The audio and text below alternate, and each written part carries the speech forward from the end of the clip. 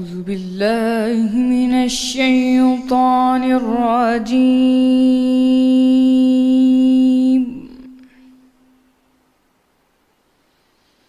بسم الله الرحمن الرحيم.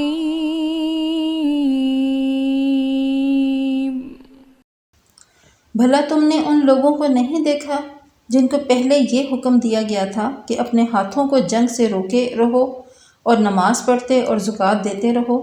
پھر جب ان پر جہاد فرض کر دیا گیا تو بعض لوگ ان میں سے لوگوں سے یوں ڈرنے لگے جیسے کہ اللہ سے ڈرا کرتے ہیں، بلکہ ان سے بھی زیادہ، اور کہنے لگے اے ہمارے رب، تو نے ہم پر جہاد جلد کیوں فرض کر دیا؟ تھوڑی مدت اور ہمیں کیوں مہلت نہ دی؟ اے پیغمبر، آپ ان سے کہہ دیں کہ دنیا کا فائدہ بہت تھوڑا ہے اور بہت اچھی چیز تو پرہیزگار کے لیے نجات آخرت ہے، اور تم پر دھاگے برابر یعنی ذرہ برابر بھی ظلم نہیں کیا جائے گا۔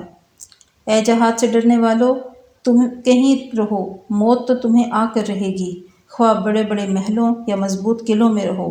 اور ان لوگوں کو اگر کوئی فائدہ پہنچتا ہے تو کہتے ہیں یہ اللہ ہی کی طرف سے ہے، اور اگر کوئی گزند یا نقصان پہنچتا ہے تو کہتے ہیں کہ یہ گزند آپ کی وجہ سے ہمیں پہنچا ہے۔ کہہ دیجئے کہ رنج و راحت سب اللہ ہی کی طرف سے ہے۔ ان لوگوں کو کیا ہو گیا ہے کہ بات بھی نہیں سمجھ سکتے؟ اے آدم زاد، تجھ کو جو فائدہ پہنچے وہ اللہ کی طرف سے ہے، اور جو نقصان پہنچے وہ تیری ہی شامت اعمال کی وجہ سے ہے۔ اور اے محمد، ہم نے تم کو لوگوں کی ہدایت کے لیے پیغمبر بنا کر بھیجا ہے، اور اس بات کا اللہ ہی گواہ کافی ہے۔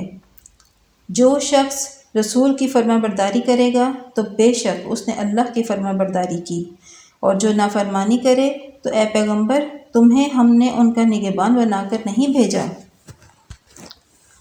اور یہ لوگ منہ سے تو کہتے ہیں کہ آپ کی فرما برداری دل سے منظور ہے، لیکن جب تمہارے پاس سے چلے جاتے ہیں تو ان میں سے بعض لوگ رات کو تمہاری باتوں کے خلاف مشورے کرتے ہیں، اور جو مشورے یہ کرتے ہیں اللہ ان کو لکھ لیتا ہے۔ تو ان کا کچھ خیال نہ کرو اور اللہ پر بھروسہ رکھو، اور اللہ ہی کافی کارساز ہے۔ بھلا یہ قرآن میں غور کیوں نہیں کرتے؟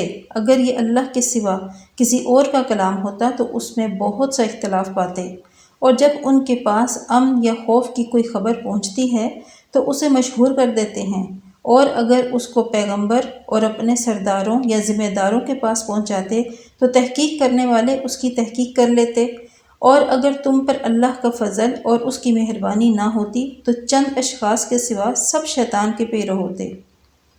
تو اے محمد، تم اللہ کی راہ میں لڑو، تم اپنے سوا کسی کے ذمہ دار نہیں ہو، اور مومنوں کو بھی ترغیب دو۔ قریب ہے کہ اللہ کافروں کی لڑائی کو بند کر دے، اور اللہ لڑائی کے اعتبار سے بہت سخت ہے اور سزا کے لحاظ سے بہت سخت ہے۔ جو شخص نیک بات کی سفارش کرے تو اس کو اس کے ثواب میں سے حصہ ملے گا، اور جو بری بات کی سفارش کرے اس کو اس کے عذاب میں سے حصہ ملے گا، اور اللہ ہر چیز پر قدرت رکھتا ہے۔